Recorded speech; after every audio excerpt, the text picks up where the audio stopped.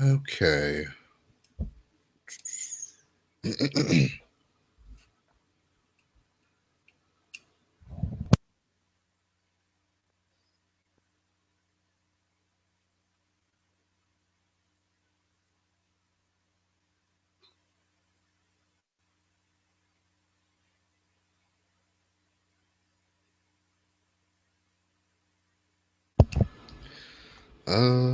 Silence the phone.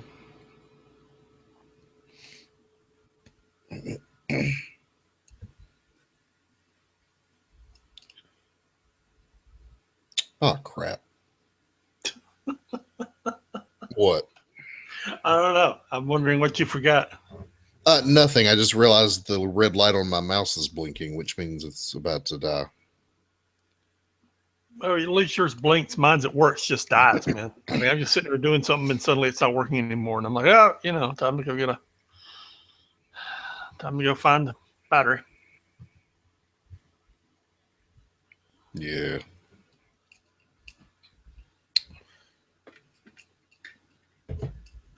Another sip of water.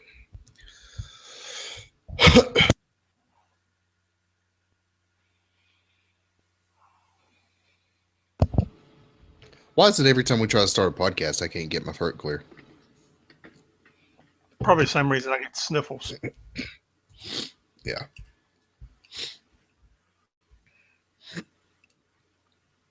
Okay. You ready? Yep. All right. Counting down in 3, 2, 1.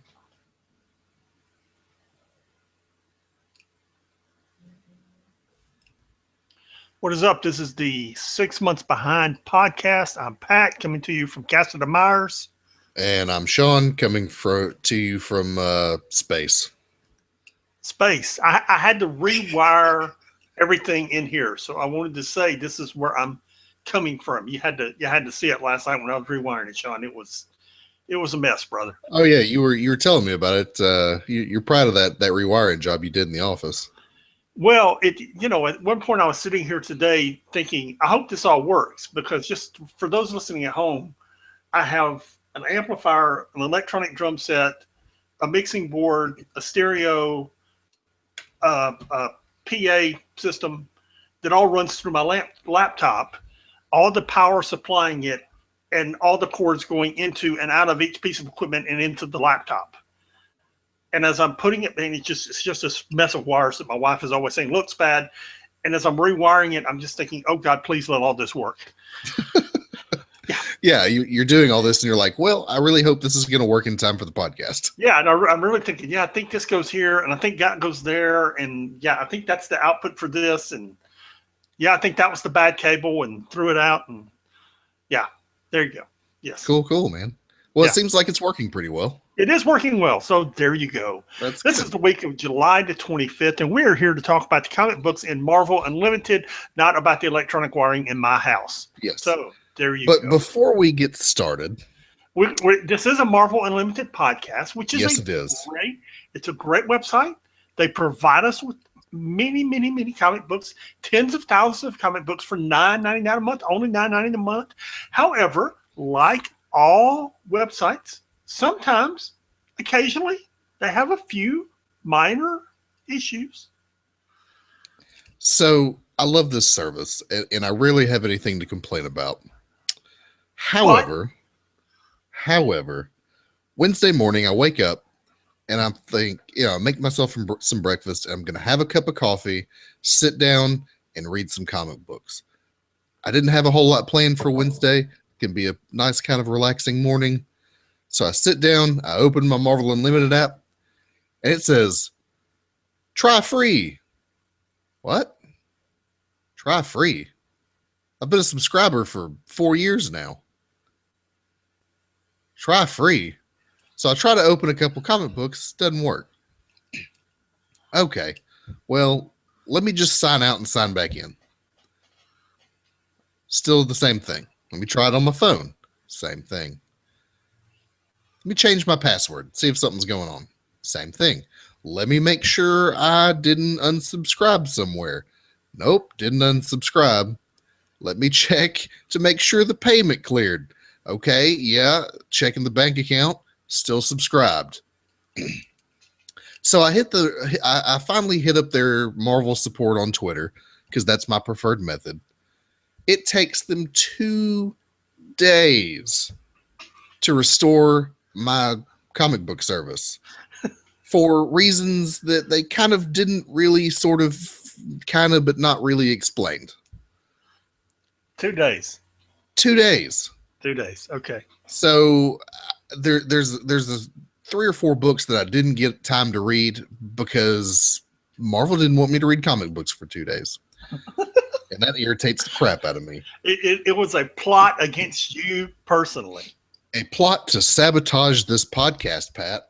It was. It was a conspiracy. You know, every now and then they do things. I liked it, like when they updated their passwords a few months ago. Yeah. And they just, and I think all websites do this. Whether it's a security issue or they just have glitches, and everybody gets irritated. And apparently, it happened to Marvel Unlimited this week. Yeah, and I did some Googling, and apparently, I wasn't the only one affected. But yeah, apparently, if your subscription renewed sometime last week, your payment may have not have been processed, and you got cut off from your books. Yeah, apparently. Yeah, but it's okay because now my comics have been restored to me. All is right in the world. There you go. And we do have comics to read and talk about, beginning with the Spider-Man books. The only Spider-Man book we got this week was Spider-Man number 3. No, Spider-Woman number 3. Spider-Woman number 3, excuse me. Hey, let me ask you this. Let me start here. Sure. The whole collection of books that we have this week, just as we glance at them, and you and I have them on a we have our notes for the week. We've got a list of everything that came out this week. Sure. Did you think it was a particularly good week? I did, yeah. Overall. It's not. It wasn't a great week. I mean, right. I mean, particularly. I was making the list and trying to pick a favorite book of the week. I was just like, Okay. I don't think you had a lot of home runs, but you had some solid books.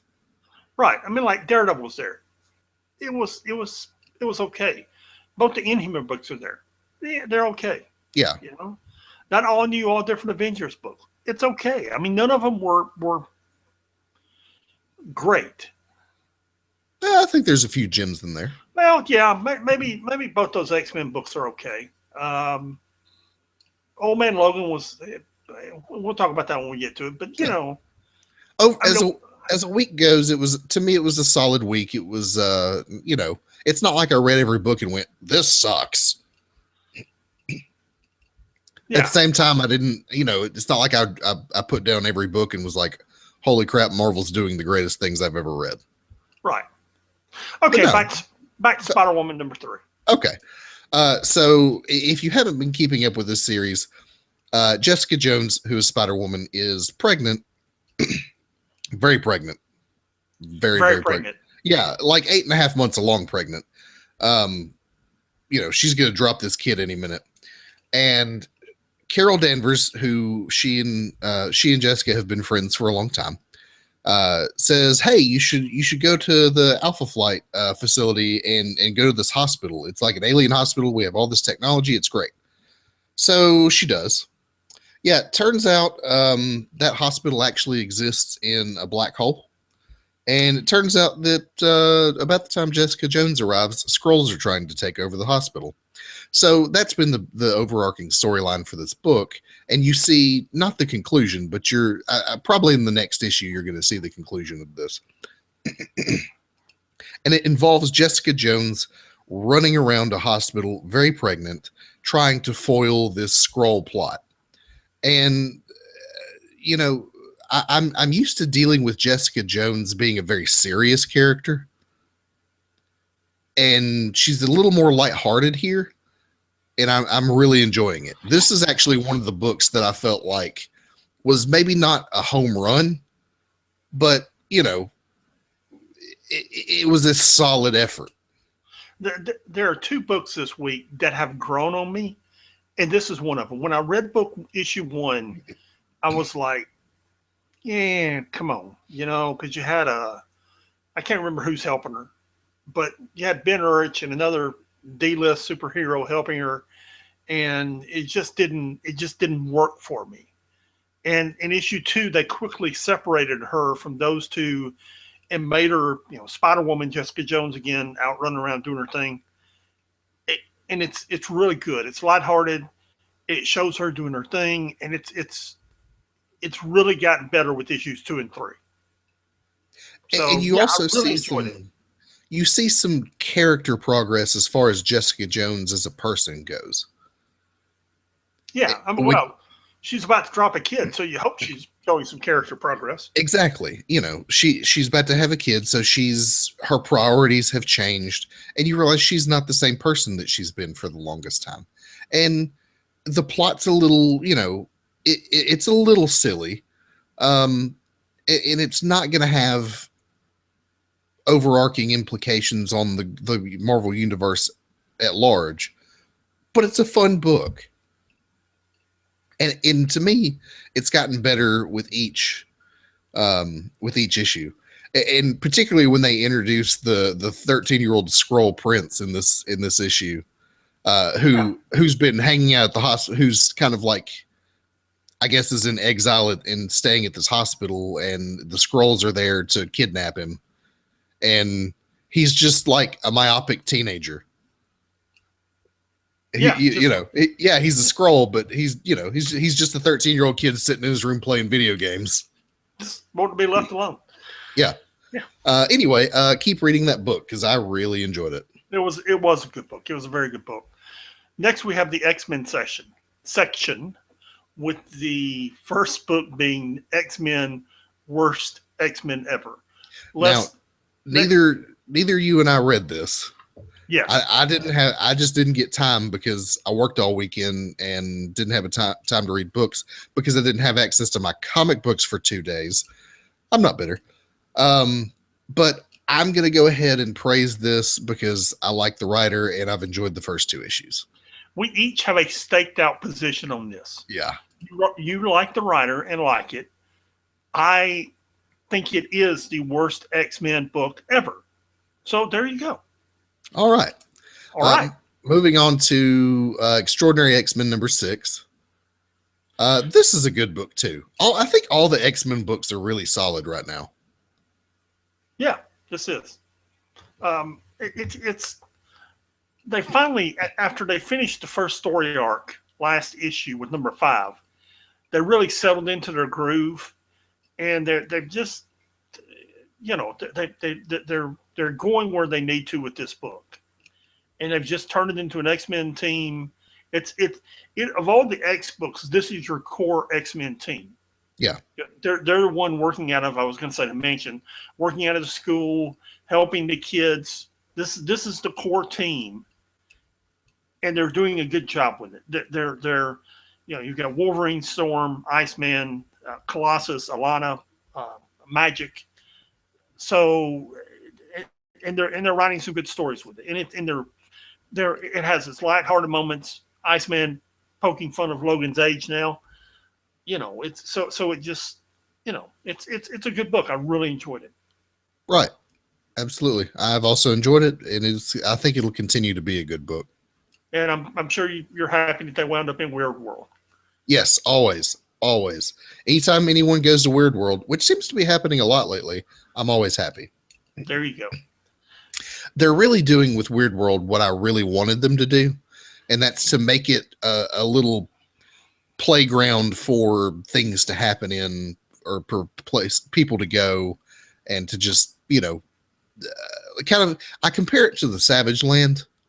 Yes. It was always just a backdrop for whatever conflict you needed to happen. Yeah.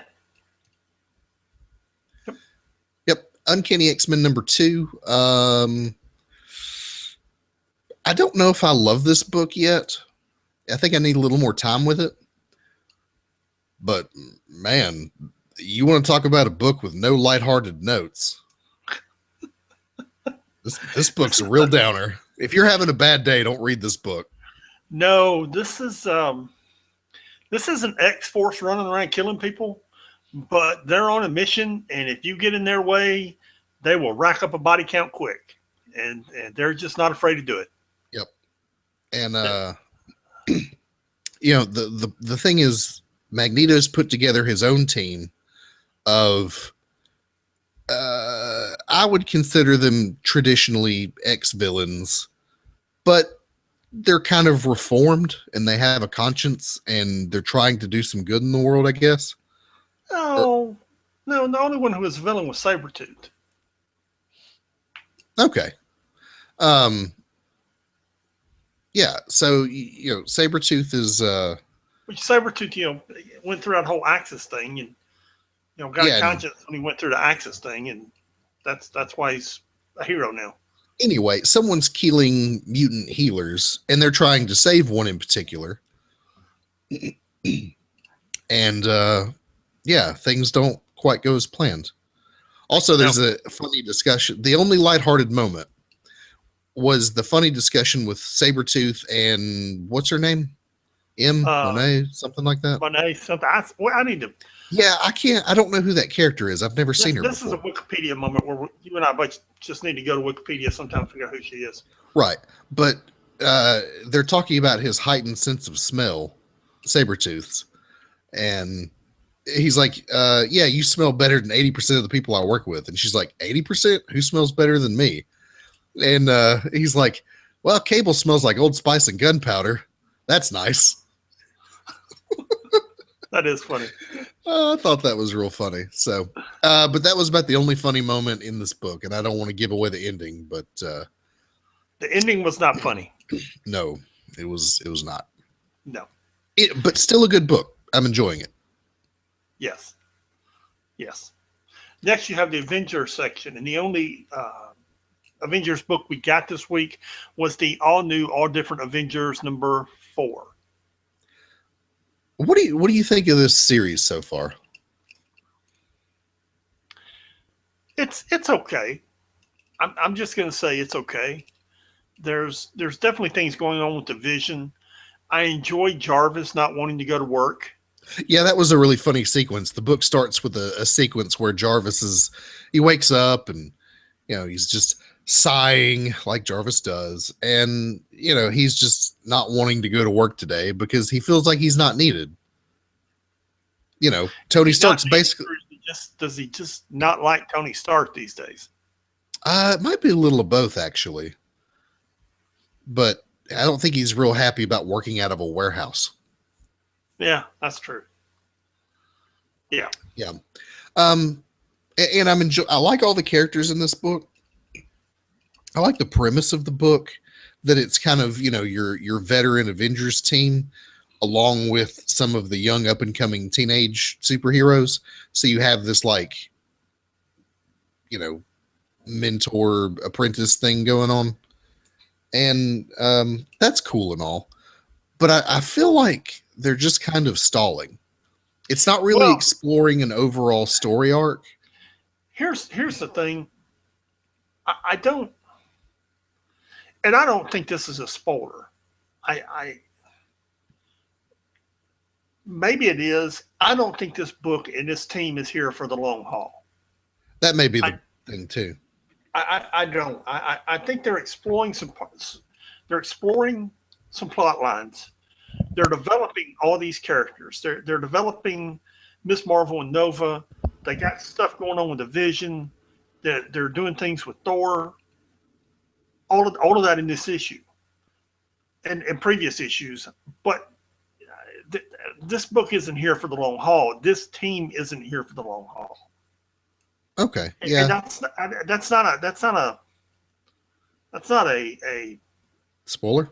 Yes, that's not a spoiler. That's pretty much a fact. That's okay. Yeah, that's pretty much a fact. Okay, so essentially what they did was they went, hey, we have these superheroes that we're going to do something with, but we're not doing anything with them immediately. No, it's there's a purpose to all this. Mm-hmm. And it's going somewhere. It's just not a long-term purpose. Okay. Here's the thing. Marvel has come out with some of these books in the all new, all different world, and they don't call them. It's like we talked about last week with the Vision. What that Vision book is essentially a 12-issue limited series. And for whatever reason, they chose not to call it that for whatever reason. Mm-hmm. And I think this is going to be very close to the same thing. And they chose not to tell you that's what it is, but that's basically what it is. Right. I mean, this book is going to Civil War. At Civil War, all these characters are going in different directions, and it's there you go. Yeah, I mean, I made the argument to you that they didn't tell you because when they say limited series, people tend not to buy the book. I think it impacts sales when they call it a limited series. Like with that Vision book. Although that thing, you could have called it a limited series, but I think it'd still sell because it's the best thing they're publishing right now. Does Marvel make limited series anymore? Would they just come out with a 4-issue series? Yeah, they did it a bunch with a bunch of the Secret Wars stuff. And they all sold well. So what are they afraid of? I don't know. But I remember a few years ago, I bought it was advertised as a limited series. It was an Avengers Invaders series. Yeah, that was a good series. It was great. But if you looked at the sales figures for it, it didn't sell well. And people just kind of weren't interested in it. But it was a great series. And I think the reason for that was it was the limited series and people went, oh, I'll pick it up when it's a collected edition and when it's all said and done. I guess so, man. I guess so. Yep. So that's the only Avengers book we had. Now getting into the Marvel 616 universe at large brings us to the Inhumans, All New Inhumans number 3. Okay, I'm with you. This gets confusing because this is the group that's in Korea right now, right? This is the group that's led by Crystal. Okay, yeah, I'm with you. Yeah.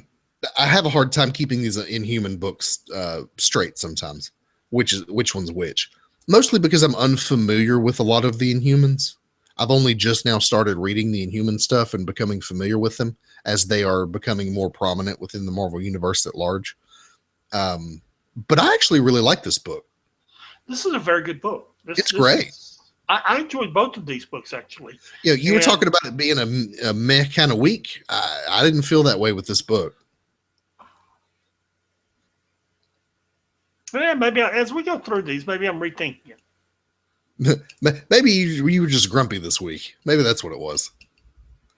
I don't know. I'm looking at what's left, and there ain't a lot of good stuff left. Well, we'll talk about that.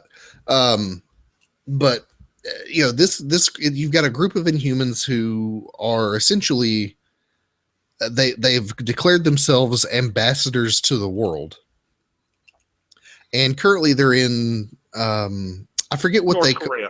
I don't know what they call it. It's North Korea. Yeah, I forget what they call it in here, but it's North Korea. And they're trying to. They think that North Korea is experimenting on Inhumans or suppressing or oppressing Inhumans, and it just kind of deals with that. And I won't get into a ton of it, but they're basically just running around North Korea, sabotaging all of Kim Jong Un's plots. Yes, and it turns out he's been experimenting on humans and regular humans. And there's one in particular that shows up with the two people who I think are the most compelling characters in the series. This book. Which are? What's her name?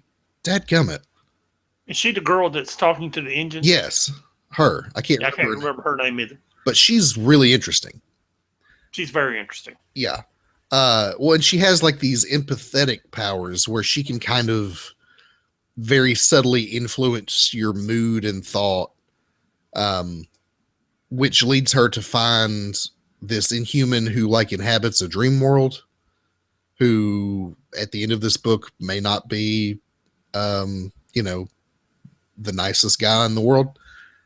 And then you've got this giant engine Inhuman. He's an Inhuman who essentially became an engine, and that's what's powering their entire spaceship that they're flying around in. And there was not a ton of development in this particular issue, or I should say there wasn't a ton of plot moving forward, but there was a lot of character development. And I'm really interested to see where this thing is going. Yeah, I mean, I was trying to find her name, and I can't. So, yeah, but this was a good book, and this was very entertaining. This was a good read. As someone who does not read the Inhumans stuff and is not really familiar with the Inhumans, I enjoyed this book not because of the characters, but because of the overall story going on. I could give you a 20-minute lesson of the Inhumans, but although I did read something interesting, just as a side note.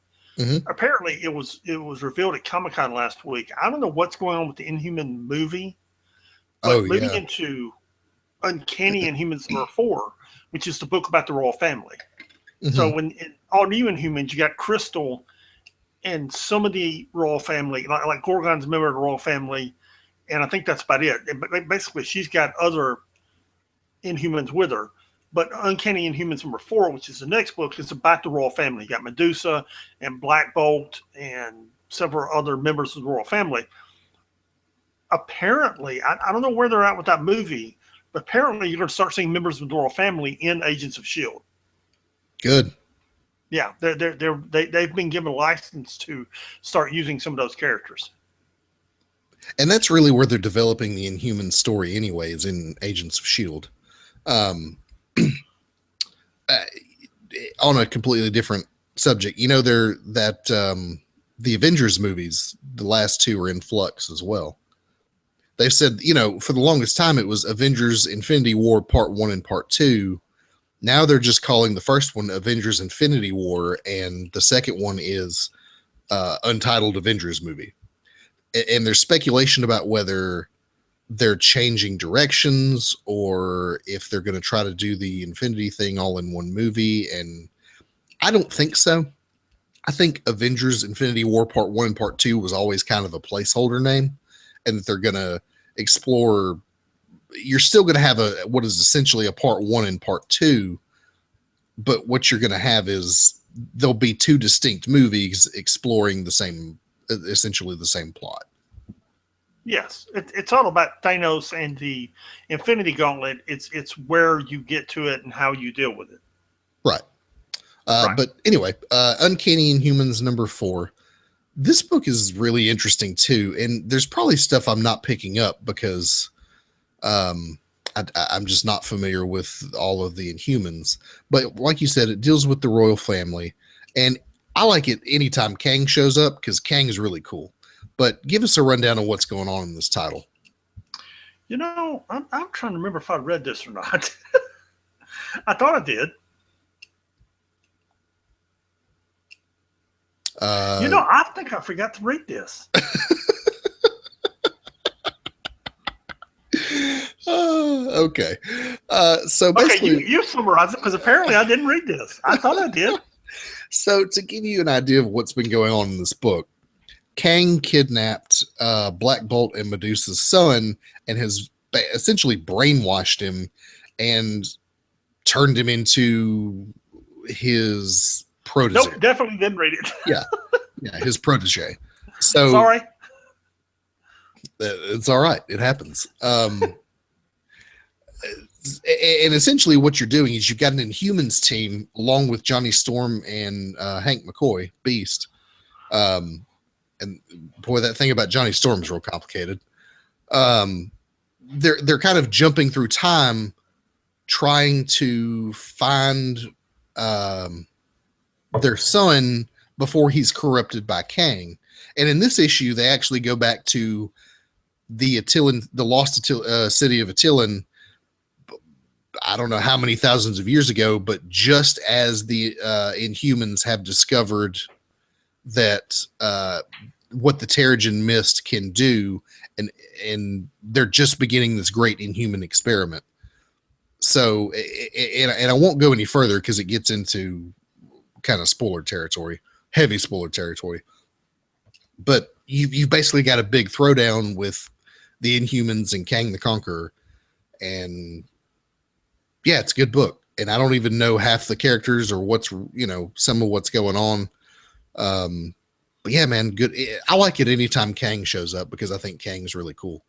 You think the Johnny Storm Medusa thing is complicated. You need to remember or know that he dated Crystal for years. Oh yeah, before she married Quicksilver. Dude, he's going out with both sisters. Well, I mean, it's Johnny Storm. He gets around. There you go. Yeah.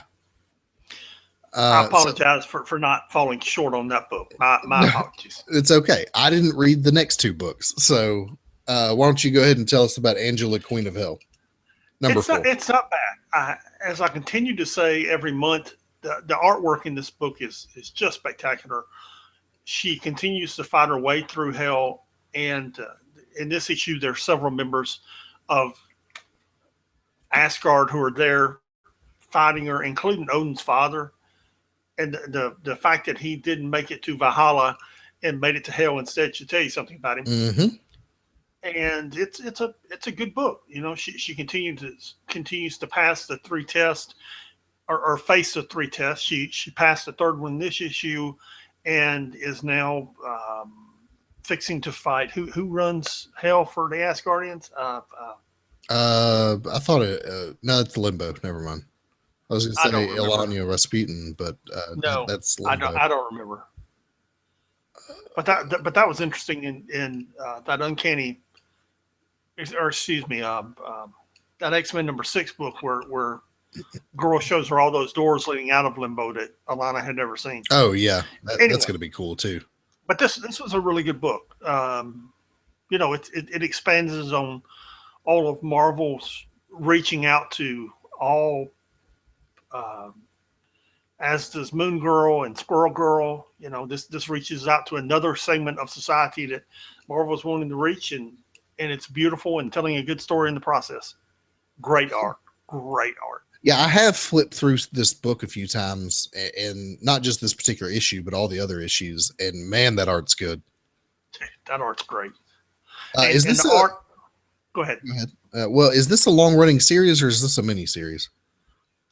I believe it's a long-running series. Okay. I mean, they brought Angela over from Image with the intentions of her being an Asgardian and being an ongoing character. So I believe it's an ongoing series. Okay. Unless it got canceled and nobody told us. Okay. Well, I may have to go back and read this because I don't know. It sounds interesting. It's not bad, and it's really right up your alley. It's pretty good. Okay. Carnage number 4. This continues the first story arc in Carnage. And as we've often said, this is a horror story. Yeah, it's a horror book, which is the design is that Marvel's trying to tell more than just cape and cowl superhero stories.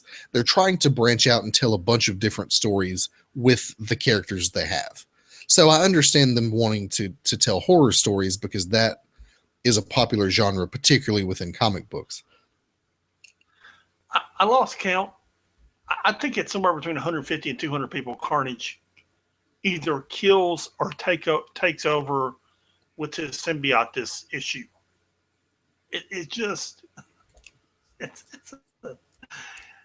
Carnage is a mass murderer. This is a horror story. That's all I got to say about it. I mean, it's just, I got nothing, man. I got nothing. I mean, it's just, that's what this book is. I mean, if you're into horror movies, you'll enjoy this book. If not, stay away from it. Yeah, I mean, you and I, we read a lot. We read pretty much everything that's coming out because, for the sake of this show. But I could tell you, horror is really not, particularly in comic books, is really not my thing. And I like Carnage, but having read the first 3 issues of this, it's not a book I would continue reading normally. Normally I would never pick it up. I would never pick it up if I didn't have to for this podcast. That's never. Not to say that it's bad. If you like Carnage, if you like horror, I think it's a really good book. It's just not my cup of tea. I think Carnage is an interesting character, but they've just turned him. He's kind of They're become just one note. racking up. They're just racking up such a body count in this issue. I mean, they've gone into this cave. You know, they started out in this mine looking for something, and now they're in the bottom of this mine shaft, and they find this cave where there's some kind of secret cult, and all of these cult members down there, and Carnage just murders them all, just every one of them, and you're just like, what? I don't know. Okay, so they found a secret cult in a cave, and Carnage killed them all. All of them. Okay, good. No, listen. As someone who plays D&D regularly, anytime you find a cult hiding in a cave, kill them all. It's not whatever they're doing. It's bad. They should be dead. There you go. They're trying to summon a Demogorgon or Cthulhu or an old god or something. They thought what they had to do was kill Carnage to get it to come, and that didn't work out for them. Good. Yeah, there you go. That brings us to Daredevil number 3. And this wasn't bad. It was Matt Murdock. Anytime you get Daredevil in the hand in some form or another, it's always good. It's always good. And that's classic Daredevil. And that's what this book is. It is. And I thought that about 4 or 5 pages in. I was like, oh, this is very much a Daredevil book. This is, Daredevil fighting the hand and going from there. But it was not the most exciting issue. Mostly what you had was a lot of plot development. Yeah, it wasn't great. It had a good ending. The last couple of panels were very good. The last page was very good. This style of art doesn't reach out and grab me, but it works for Daredevil. I like it, but you're right. It's another thing Marvel's doing really well, pairing particular artists and particular art styles with a particular title or a particular style of story that suits that book. Yes, and this works for Daredevil. So it works for him. The last series of Daredevil, where he was the last 15 or 16 issues of the series of Daredevil, which ended last year, where he was in San Francisco, I thought was much more entertaining than this. And they've reset him here in New York, where he's a junior district attorney. He's struggling to regain his footing. They've taken away everyone knowing his identity, so now no one knows that Matt Murdock is Daredevil. I think Foggy knows, but I think Foggy's it. Foggy's it. Foggy's the only one who knows. So they've done a major reset of the character, and I feel like they're kind of struggling to gain traction here. Yeah. By the way, we have not seen Foggy Nelson yet. He made a very brief appearance in issue 1. Oh, did he? He is not a happy camper. Oh, that's right. Yeah, now I remember. But unless I'm mistaken, he's still house ridden because he's still recovering from cancer. That's right. Yeah, that's why we haven't seen him. Yeah, I didn't quite understand what Matt Murdock did here. He screwed up a grand jury hearing and basically got demoted for it. That was an issue 2. Was it? Okay, because I missed what was going on there, or didn't understand it. In issue 2, he screwed up a grand jury indictment and got demoted for it. How did he screw it up? What did he do? The witness was waiting, and 10 Fingers got to the witness, so he didn't testify. That's right, and that's the whole reason he goes after 10 Fingers at the end of the second issue and in this issue as well. Yeah. Well, he knows 10 Fingers is guilty, and the kid pushes him into, why aren't we doing anything? If we know he's guilty, why aren't we doing anything? So that's why he pushes him into it. Okay, cool. Yeah, I actually really like this book. And his sidekick, what's his name? I don't know. The kid that can stay invisible. Yeah, the kid that can stay invisible. That kid's cool too. Yes. And we'll see where this goes because it's only issue number 3. There's still, we're still in the first story arc. Yeah. Howling Commandos number 4. I like this book. It's not the greatest book in the world, but I like Dum Dum Dugan. I like Hit Monkey. I like Zombie Sitwell. Jasper Sitwell. I like Teen Abomination. I like Man Thing. I like crap. Orgo or whatever it is that's running intelligence back at the base.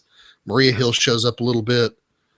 I like the cast of characters that they have running around in this book, but the particular story that they're telling is not compelling.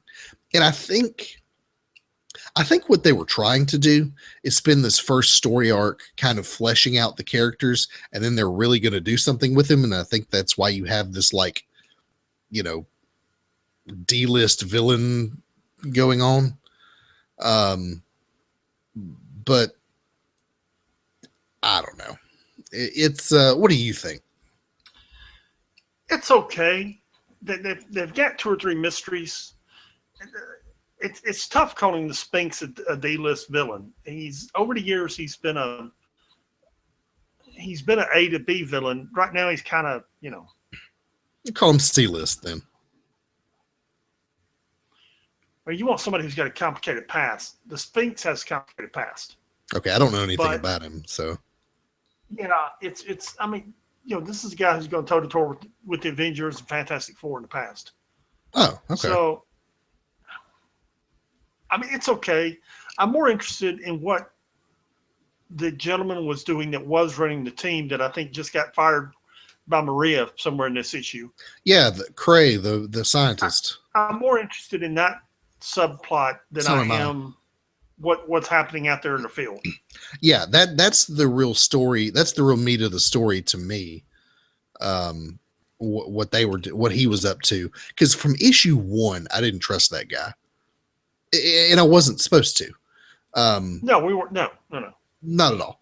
And you know, like I said, I like all the cast, but I'm not sure. You know, this book's really got to pick it up and go somewhere. Yes. Yeah. So, and I'll tell you the truth. I thought it was canceled after issue 4, and apparently issue 5 is coming. So we'll see. We'll see where it goes. Oh, okay, cool. Because, you know, it's one of those books that I'm not absolutely in love with, but I think has a lot of potential. Yeah. Moon Girl and Devil Dino number 3. What'd you think of this book? I liked it, and I figured out why. I really like this Moon Girl character, and the rest of it is whatever, but this character in particular I find really compelling. And Marvel is using her to essentially tell a adolescent, you know, you have an adolescent girl of color with an identity crisis. And that's essentially the story they're telling. You know, she's a young girl who's way smarter than anyone else around her. And she's having a hard time adapting to the world when everyone else around her doesn't understand her. Yeah, and I get that. I just, it was okay. It's okay. Yeah, to me, it's not the most, you know, it's not the greatest book I've ever read, but it's enough to keep me reading it. And I don't know, I find her character really fascinating. And I read an article on the character recently, and I won't tell you any spoilers, but it's going to get a little more exciting in the coming issues. Well, I hope so. And don't get me wrong, it wasn't terrible. It just wasn't. It wasn't great. I mean, it just wasn't. You know, it didn't. I didn't think it was great. When I said, you know, I didn't think this was a great book. You know, in the same way, this was a great week. I didn't think these were great books. Well, in the same way that Carnage and Squirrel Girl and Patsy Walker are kind of just not your cup of tea, this is a similar thing. I feel like this book is not meant for you or me, really. Right. It's not aimed at me. It's not written for me, or you. You know, you and I are pretty much classic superhero books. You know, you and I like the Avengers and Iron Man and the X-Men, and we like those stories. And we can appreciate the other things, but it's not necessarily what you and I would always choose to read. If I were walking into a comic book store, I would not be picking up this book. However, I That's appreciate true. it. Yeah. However, But I have an appreciation for it. Let's skip a book. Okay. And go to Squirrel Girl number 4. Okay. Okay. I have been highly critical of a lot of Marvel's books and this book in particular. And I really enjoyed this book this week. I did too. It was and you're kind of understanding why people are raving about this book now, because this book was very entertaining. Okay, can I ask you something? Yeah. And it's possible that it's been there the whole time and I've just missed it. But starting with page 5, at the bottom of the page, you've got little bitty notes. It'll be commentary About what's going on in the page. Yeah, it's been there the whole time. Then I just missed it. Yeah. Yeah. Okay. Reading that commentary really gives some flavor to what's going on. Reading the commentary is the funniest part of the book. Yeah. Well, part of. But yeah, this book is hilarious. You've essentially got they're poking fun at Doctor Doom, and he's trying to take over the world.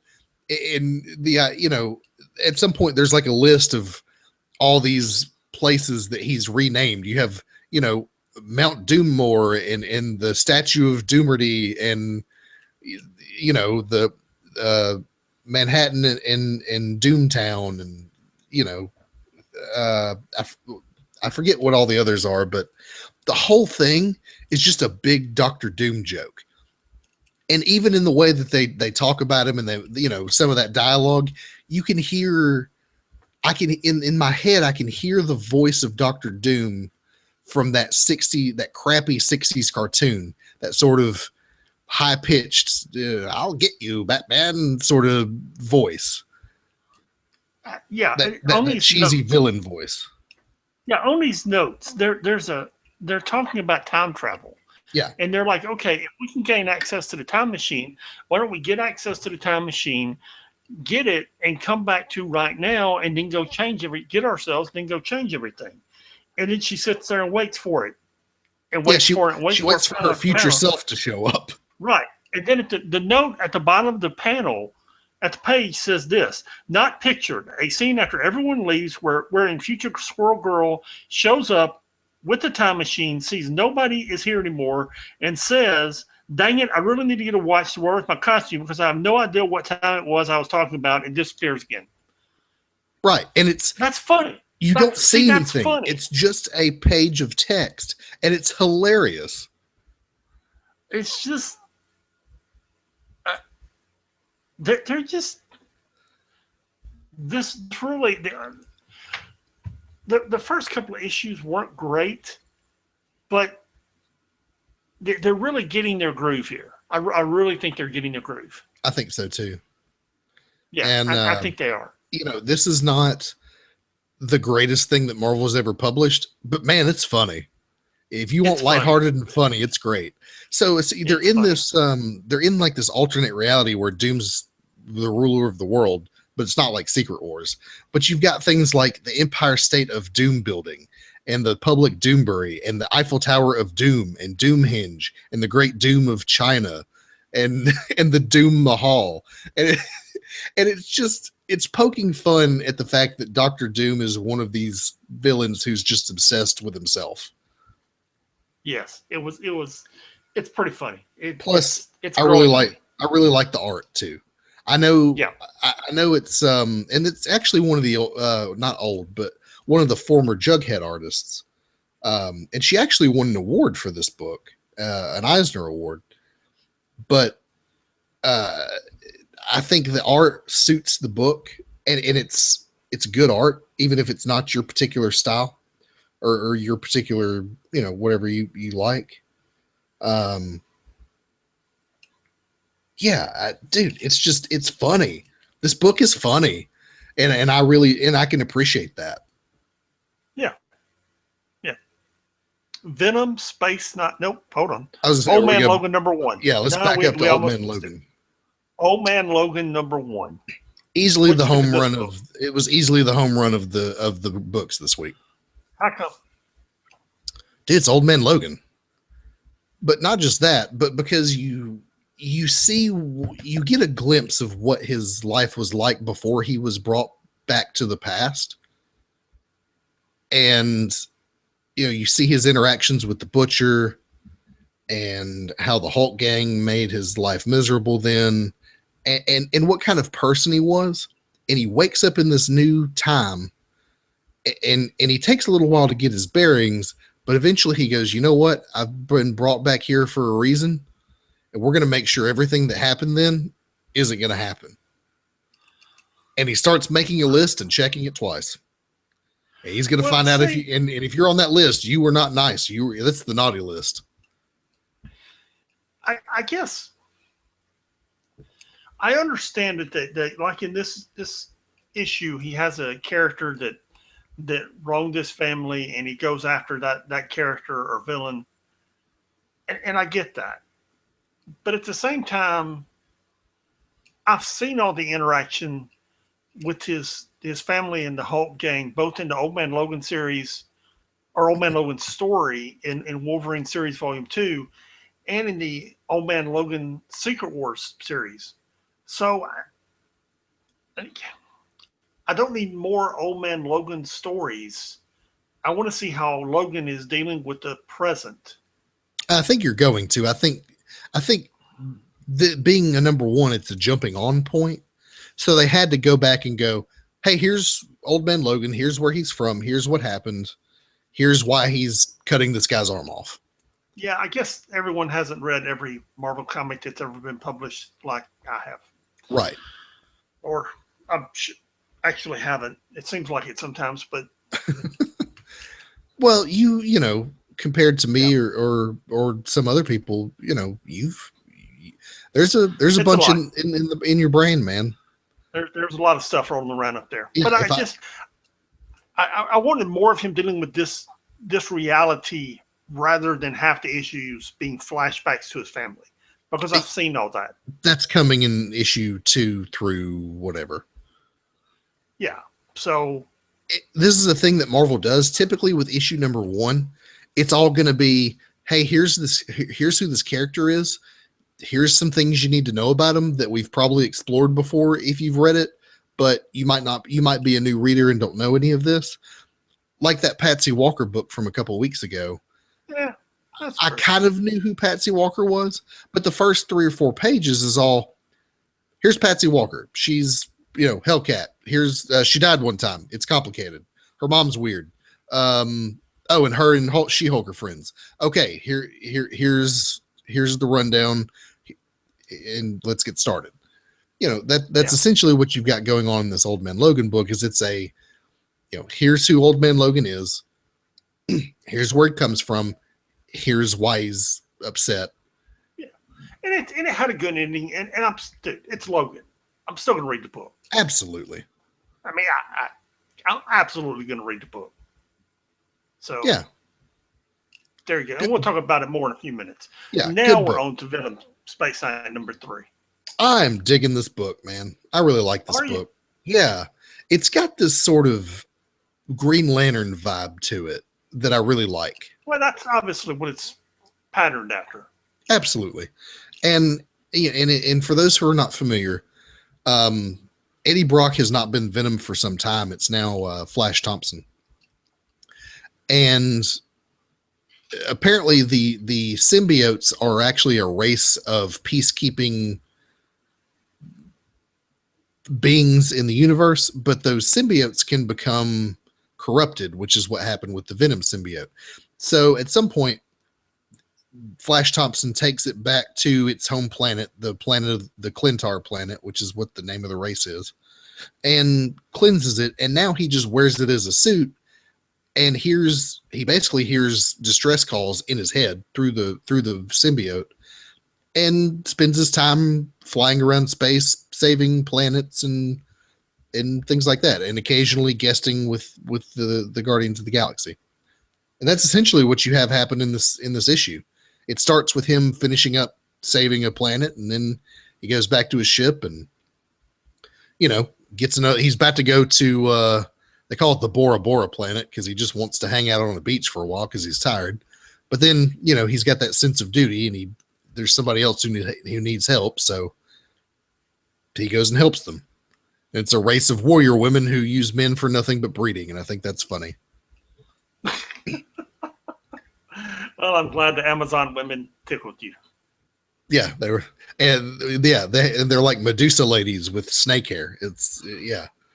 It was. I thought it was a really good book. I'm not sure what the ending's about, and I won't give it away. But it was an interesting ending. Yeah, I don't know what happened there. It was an okay book. I wasn't overly. Art's great. Art's very good. I just wasn't. Ariel Olivetti's doing the art, and man, as long as he's doing the art, I'll be reading this book. I wasn't overwhelmed with the book. Well, I'm a big Green Lantern fan, so it scratches that itch for me. Well, there you go. Astonishing Ant-Man #4. This book sucks. I was thinking they can't cancel this book soon enough. That's what I was thinking. This, I got to the end of the book, but I'm not going to sit here and tell you I wasn't skimming it. Dude, I mean, it's like, okay, the movie was a success, so we have to put out an Ant-Man solo book. But golly, was it bad, man? I mean, it's just bad. It's just boring. It's a boring book. And it's just like, you got him working private security for this lady, and Paul Scheer shows up. Yes, Paul Scheer, the actor who I don't even like in reality. They play a basketball game, and then there's something about the new Giant Man at the end. And holy crap, this book sucks. I'll be honest. I don't know if I'm going to continue reading this. It's just bad, man. It's awful. I'm going to tell you what. I have never tried to plot out a book before. Uh-huh. But if somebody could write the dialogue, I could write you a better Ant-Man plot. I could sit down and plot you out 25 issues that are better than this mess. And if anybody likes this book, please email me and tell me why, because I don't understand. I like Ant-Man. I like what's his name? Scott Lang. Thank you. I wanted to say Summers, and I knew that wasn't it. I like Scott Lang. I think he's great. This book had a lot of potential, but man, it's just the writing's bad. It's bad writing. It's just bad.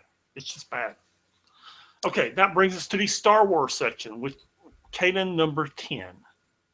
Did you read this? You probably didn't read this, did you? I did. Okay. I understand he's from the cartoon. I understand you're into it because it's the background of the cartoon. I'm just over it, man. I don't care. Okay. Well, it's continuing to explore Kanan's background. If you're not familiar with who Kanan is, he is he's a character from the Star Wars Rebels cartoon. He was a Jedi Padawan during the Clone Wars, and you're exploring what that was like for him and how he became essentially a mercenary in his present time. So, which I might be interested in what he's doing in the present time, but all I ever see is him running around as a kid. So yeah, and that's essentially what this book is you see him. It's telling his origin story. I really enjoy it. Issues now. Yeah. Well, that's what the whole series is about. It's not gonna it's not gonna explore him current day, because that's what the cartoon's doing. Which reminds me, I sent you the trailer for this show for season 3. Did you ever watch it? If I did, it didn't leave an impression. It would have left an impression. Okay. Particularly because they revived a particular character from the expanded universe. I don't know if I got that. I'll send it to you again because if nothing else, This sounds like something we need to talk about off the air. it is. But I just was thinking about it. But if nothing else, and for anyone else who is a fan of the show and hasn't seen the trailer for season 3, it is a master class in trailer making. It is, in terms of just being a trailer for a new show or a new thing. Dude, absolute pro job here. Anyway, Kanan number 10. If you're digging the Star Wars books, if you like the Star Wars Rebels show, read it. There you go. That brings us to the miscellaneous section. And we learned last week that Sean has trouble reading my notes sometimes because I have to abbreviate these terribly long titles to get them in here. So I will run through the list of books that we did not read and do not care about, which are the Marvel Guide to Captain America, Marvel Movie Guide to Captain America. Those actually aren't bad, by the way. If you just need a companion to go with the movies, they're not bad. Oh yeah, I'm sure it's great. I just don't have any interest in reading them. None whatsoever. The Marvel Universe Ultimate Spider-Man book number 3 and the Captain America Civil War Prelude book part 4. Yeah. And then you got a Luke Cage dump this week as they continue to put Luke Cage back issues in, building up to the Luke Cage series, which if you saw it, now talking about trailers, you saw the Luke Cage trailer this week? Dude, yeah, I did. That was a good trailer. Good. Yeah. Which comes next month, isn't it? September? It's the very end of September. So technically it's like next month, but dude, it's like the 30th. Yeah. Okay. So you're talking 35 days. Roughly. No, that's like 60 days. No, today. No. It's July the 30th. 31st. Oh yeah, I guess it is. Okay, never mind. I can't do math. Apparently not. Yeah. What was your favorite book of the week? Old Man Logan number 1 by a mile. Yeah. Mine, surprisingly, was Squirrel Girl number 4. Was it? I almost picked Squirrel Girl, to be honest, because it was really good. It was really good, man. I really hope they can keep it up. I was surprised at how much I enjoyed that book. Me too. And I can, the first 3 issues I appreciated, but this issue in particular really hammered it home. And it went from one of those books that I was like, I guess I'll read it, to, a new Squirrel Girl issue. That's what this book's going to be now. Yeah. We're moving it to the top of the pile. Yes. It was really good. Really good. Absolutely.